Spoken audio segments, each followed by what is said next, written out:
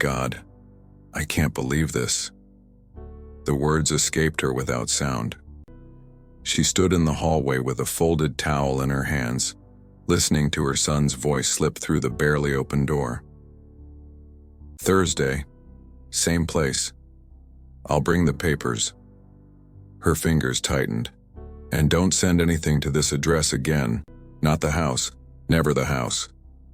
The sentence landed heavy. If she finds out, she'll lose everything. The house felt smaller.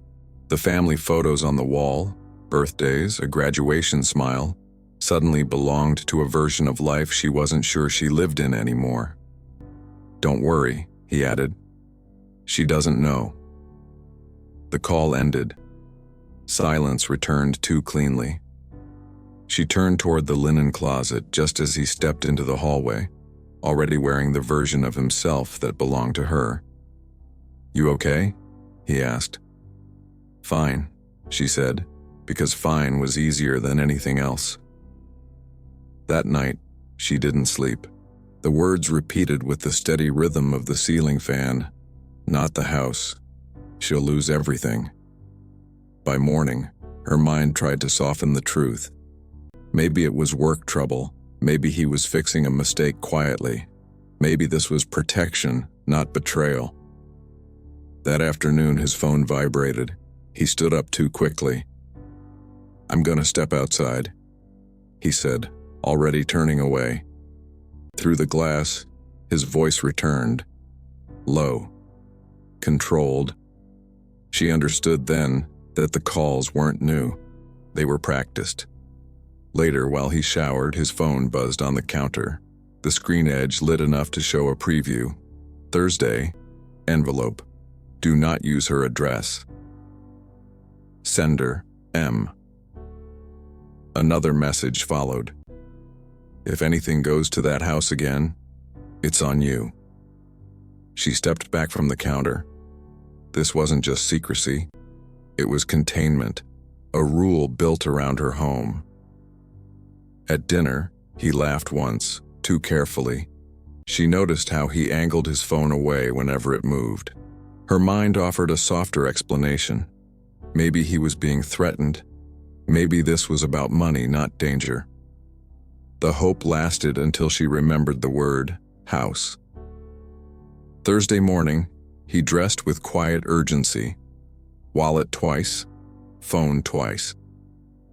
"I'll be back later," he said. "Drive safe," she answered thinly. 5 minutes after he left, she followed. He drove across town to a strip of modest brick buildings. He parked beneath a small sign, River Glen Transit Services Plain. Boring. Administrative. Relief tried to take hold. Maybe it was just a second job. Maybe the envelope was paperwork.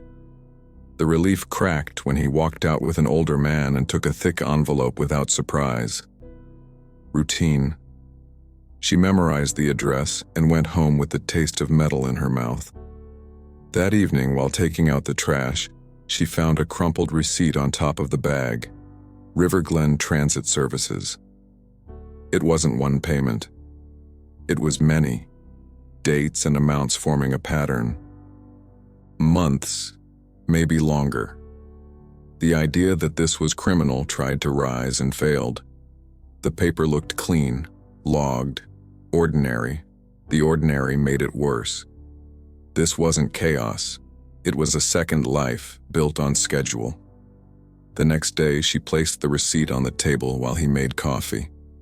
"I saw you," she said, "and the envelope." His face paused, just enough. "You followed me?" "I heard you," she said. "You said if anything went to this house again, I'd lose everything." He sat down slowly. "It's not what you think." "Then tell me," she said quietly. He pulled a folded document from his wallet, worn at the creases, a settlement notice from years ago.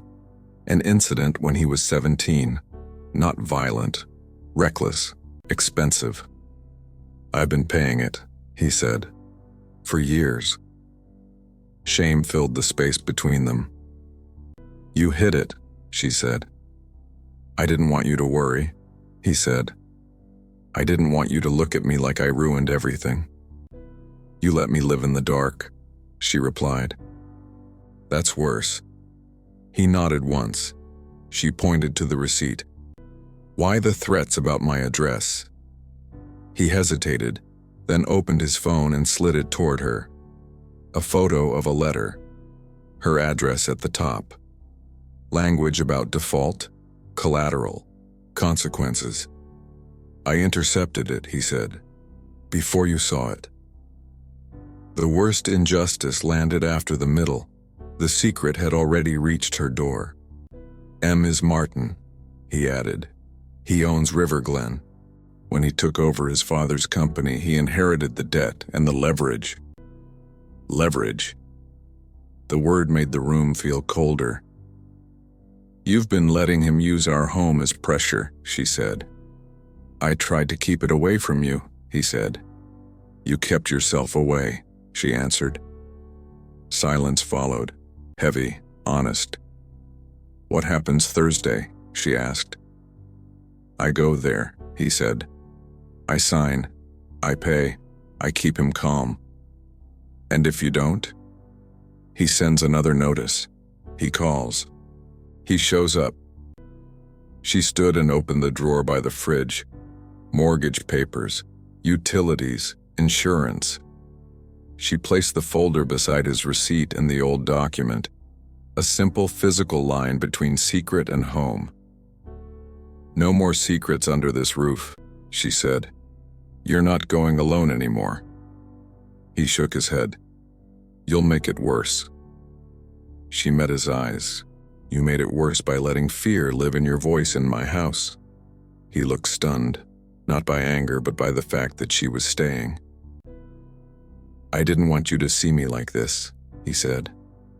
I've seen every version of you, she replied. The silence was the only stranger. That night she taped the River Glen receipt inside the kitchen drawer, on top. Visible. Not hidden. Outside, the house looked the same. Inside, the silence had changed. What did she miss all those years?